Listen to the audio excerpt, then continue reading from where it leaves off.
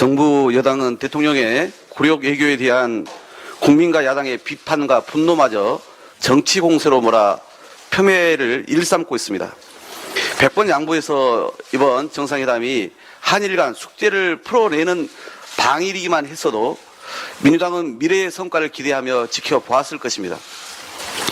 그러나 윤석열 대통령은 일본으로부터 사과를 얻어내기는커녕 강제동원과 위안부 등 과거사 문제에 대해 우리 국민의 자존심을 통째로 무너뜨렸습니다. 지소미아 정상화, WTO 제소 철회 등 일방적 퍼주기에 그쳤습니다. 어제도 윤 대통령은 선제적 조치를 지시했지만 일본 경제산업상은 한국 화이트리스트는 확정되지 않았다고 재차 강조하며 한국이 어떻게 하는지 보고 판단하겠다고 말했을 뿐입니다. 후쿠시마 수산물 수입 허가도 심각합니다. 일본 내에서도 극렬한 반대에 부딪히고 있는 상황인데 윤석열 정부는 후쿠시마 방사능 오염 수산물을 국민 밥상에라도 올리려나 봅니다. 국민 생명과 건강권이 달린 문제를 국민에게 공개할 수 없다며 감추기 급급하니 이런 정부의 태도야말로 국민의 건강과 안전이 최우선이라는 헌법적 가치를 정면으로 부정하는 것입니다. 그런데도 대통령은 국익을 위한 결단이고 국민의 정당한 분노는 극단적 반일 감정, 정치적 이득을 취하는 세력의 주장입니까? 외교에서 민심은 중요한 전략적 모멘텀을 만들 수 있는 기회입니다. 서울대에 이어 고려대 교수들도 강제동원 배상안 철회 요구를 이어갔습니다. 국회 또한 외통위에서 채택한 강제동원 해법 무효 결의안을 본회의에서 의결하고 청문회와 국정조사 등을 통해 입법부의 책무를 다해야 합니다. 정부는 이러한 민심과 국회를 방패 삼아 하루빨리 잘못된 대일 외교의 출구 전략을 마련하기를 거듭 촉구합니다.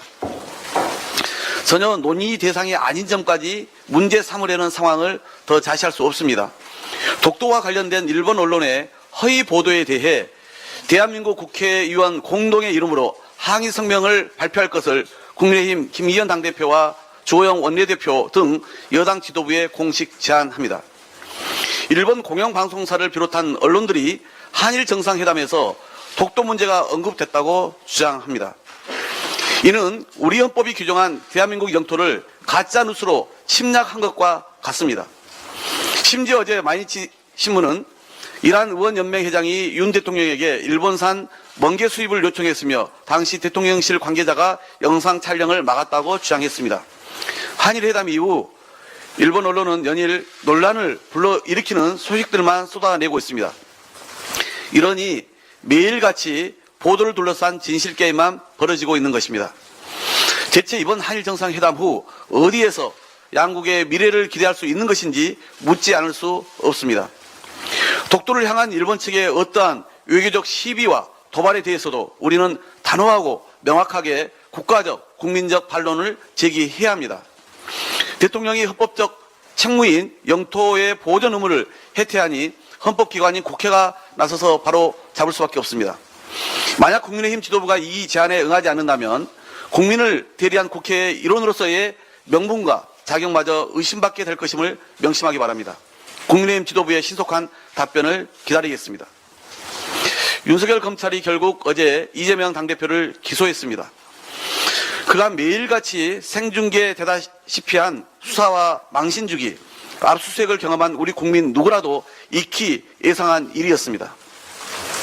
대일 굴욕 외교로 돌아선 민심을 어떻게든 덮어보려는 윤석열 정권의 물타기 기소로밖에 볼 수 없습니다.